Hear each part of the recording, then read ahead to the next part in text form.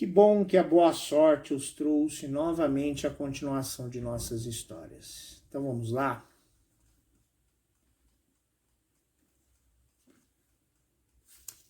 Trezentésima, 26ª noite.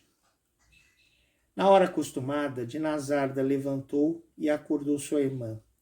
Minha rica irmã, por favor, continueis a história de Aladim, pois estou curioso pelo modo que ele fará o pedido de casamento ao sultão de sua filha. Com todo prazer, minha irmã. E assim Sherazade prosseguiu a sua história. Como fosse já muito tarde e o tempo de ir ao palácio para apresentar-se ao sultão nesse dia fosse passado, ficou a coisa para o dia seguinte.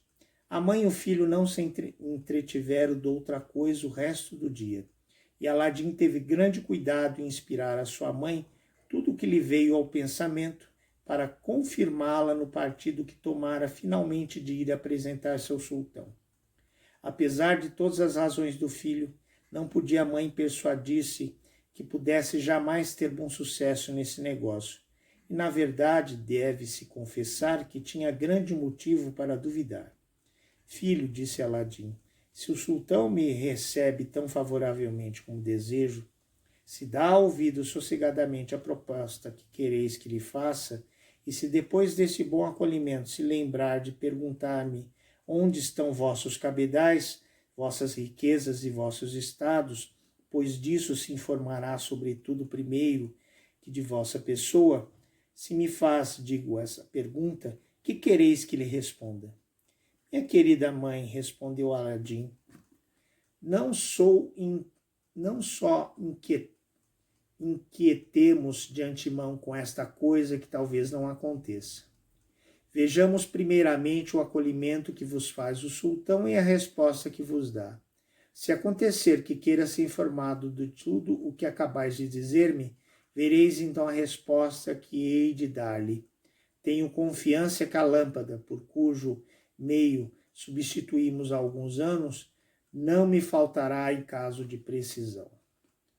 Nada teve que replicar a mãe de Aladim ao que o seu filho acabava de dizer-lhe. Reflexionou que a lâmpada de que falava bem podia servir para maiores maravilhas do que para procurar-lhe simplesmente com que viver. Isto a satisfez e levantou ao mesmo tempo todas as dificuldades que poderiam ainda desviá-lo do serviço que prometera de fazer a seu filho para com o sultão. Aladim, que penetrou o pensamento de sua mãe, lhe disse: ao menos, mãe, lembrai-vos de guardar segredo. Dele depende todo o bom sucesso que devemos esperar, vós e eu, deste negócio. Aladim e sua mãe se separaram para descansar. Porém, o amor violento e os grandes projetos de uma fortuna imensa em que estava esperançado o filho lhe impediram passar a noite tão sossegadamente como desejara. Levantou-se de madrugada e foi acordar sua mãe. Apertou com ela para vestir-se com a maior brevidade possível, para ir ter a porta do palácio do sultão e para entrar nele ao abrir-se, ao mesmo tempo que o grão-vizir, os vizires subalternos e todos os grandes oficiais do estado entrassem para a seção do divã, onde o sultão assistia sempre em pessoa. Fez a mãe de Aladim enquanto que seu filho. Pegou no vaso de porcelana em que estava o presente de pedrarias, embrulhou-o em 2 panos, um finíssimo e asseadíssimo e outro menos fino, que atou pelos 4 cantos para levá-lo com muito cômodo. Partiu finalmente com grande satisfação de Aladim e tomou o caminho do palácio do sultão. O grão-vizir, acompanhado dos outros vizires e dos senhores da corte mais qualificados, tinha já entrado quando chegou à porta. A multidão dos que tinham negócios no divã era grande. Abriu-se e ela foi com eles até lá. Era um belo salão, fundo e espaçoso, cuja entrada era grande e magnífica. Porém, parou e postou-se de modo que lhe ficava em frente o sultão, o grão-vizir e os senhores que tinham assento no conselho, à direita e à esquerda. Chamaram as partes umas após outras, segundo a ordem dos requerimentos que tinham apresentado, e suas causas foram relatadas, pleiteadas e julgadas até a hora acostumada na sessão do divã.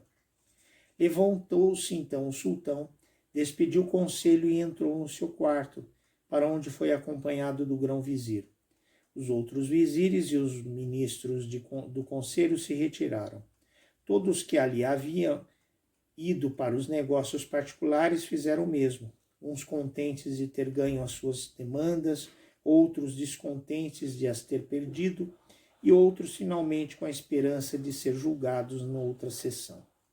A mãe de Aladim, que vira o sultão levantar-se e retirar-se, julgou que não tornaria a aparecer naquele dia, vendo sair toda a gente.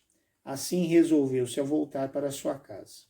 Aladim, que a viu entrar com presente destinado ao sultão, não soube o que havia de pensar do sucesso da comissão. O receio em que estava que tivesse alguma coisa sinistra que anunciar-lhe. Não tinha ânimo de abrir-lhe a boca para perguntar-lhe que novas lhe trazia. A boa mãe, que nunca pusera o pé no palácio do sultão e que não tinha mais leve conhecimento do que nele se praticava comumente, tirou seu filho do embaraço em que estava, dizendo-lhe com grande simplicidade: Filho, vi o sultão e estou bem persuadida que também me viu. Fiquei postada diante dele e ninguém o impedia de ver-me, porém estava tão ocupado por todos os que lhe falavam à direita e à esquerda, que me fazia compaixão ver o trabalho e a paciência que tinha para ouvi-los. Durou isto tanto tempo que finalmente creio que se enfastiou, pois levantou-se sem que o esperassem e retirou-se arrebatadamente, sem querer ouvir outros muitos requerimentos. Disposto em fileira para falar-lhe, por sua vez, deu-me todavia isto um grande gosto. Com efeito, principiava a perder a paciência e estava em extremo, cansada de ficar em pé tanto tempo. Mas não se perdeu nada. Não deixarei de tornar lá amanhã. Não estará talvez o sultão tão ocupado. Por mais demorado que estivesse Aladim, teve de contentar-se com essa desculpa e armar-se de paciência. Teve ao menos a satisfação de ver que sua mãe fizera a diligência mais dificultosa, que consistia em não perturbar-se à vista do sultão e esperar que, seguindo o exemplo dos que tinham falado na sua presença, não hesitaria também em desempenhar-se da comissão de que estava encarregada, quando se oferecesse um instante favorável de falar-lhe. No dia imediato, tão cedo como no procedente, tornou a mãe de Aladim ao palácio do sultão com um presente de pedrarias. Porém, foi baldado o seu trabalho. Achou fechada a porta do divã e soube que não havia conselho senão de 2 em 2 dias. E assim era preciso que voltasse no dia seguinte. Foi levar esta nova a seu filho, que foi obrigado a revestir-se de paciência. Lá tornou outras 6 vezes, postando-se sempre diante do sultão, porém com tão pouco sucesso como da primeira vez. Talvez que lá estivesse tornado outras 100 vezes também debalde, se o sultão que havia sempre defronte de si em cada sessão não fizesse reparo nela. E isto tão provável que somente os que tinham requerimentos que apresentar se chegavam a ele, cada um por seu turno, para divulgar a sua causa, e a mãe de Aladim não estava neste caso. Nesse dia, finalmente, acabado que foi o conselho, quando o sultão entrou no seu quarto, disse ao seu grão-vizir: Há já algum tempo que observo uma certa mulher que vem regularmente todos os dias de conselho, e que traz alguma coisa embrulhada num pano. Fica em pé desde o princípio da audiência até o fim, e vem colocar-se sempre defronte de mim. Sabeis o que pede? O grão-vizir, que sabia tanto como o sultão, não quis todavia deixar de responder alguma coisa. Senhor, replicou-lhe, Vossa Majestade não ignora que as mulheres formam, às vezes, queixas sobre assuntos de ninharias. Esta, ao que parece, vem queixar-se a Vossa Majestade de lhe terem vendido alguma má farinha ou de a terem prejudicado em alguma outra coisa de pouca consequência. Não se satisfez com esta resposta o sultão. No primeiro dia do conselho, replicou ele, se esta mulher voltar, não vos esqueçais de mandá-la chamar para que a ouça.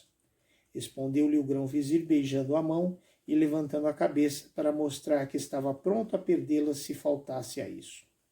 Estava já habituada a mãe de Aladim a aparecer no conselho diante do sultão, que constava por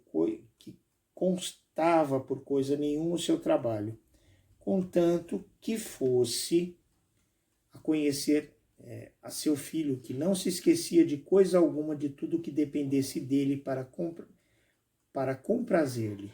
Voltou, pois, ao palácio no dia do conselho e postou-se à entrada do divã de fronte do sultão, como de costume. Não tinha ainda o grão-vizir relatado negócio algum quando o sultão a avistou, compadecido da larga paciência de que lhe fora testemunha. Primeiro que tudo, para que não vos esqueçais, disse ao grão-vizir, eis ali a mulher de que vos falei ultimamente. Mandai-a vir, principiamos por ouvi-la e por expedir o negócio que a traz aqui. Mostrou logo o grão-vizir a mulher ao chefe dos porteiros, que estava em pé, pronto a receber as ordens, e lhe ordenou que fosse buscá-la e lhe apresentasse.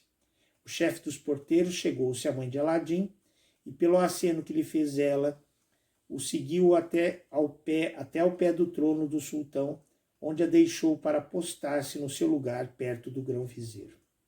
A mãe de Aladim, instruída pelo exemplo de tantos outros que vira aproximar-se do sultão, prostou-se com a cara sobre o tapete que cobria os degraus do trono. E ficou nesse estado até que o sultão lhe ordenou que se levantasse. Levantou-se então. Boa mulher, disse-lhe o sultão, há muito tempo que vos vejo vir ao meu divã e ficar à entrada desde o princípio até o fim.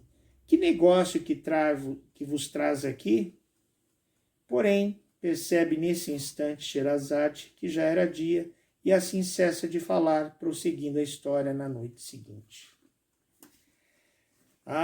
Depois de largo tempo, finalmente a mãe de Aladim conseguiu chegar aos pés do sultão para fazer-lhe o tão desejado pedido de sua filha. Será que ela terá sucesso? Como reagirá o sultão a este pedido?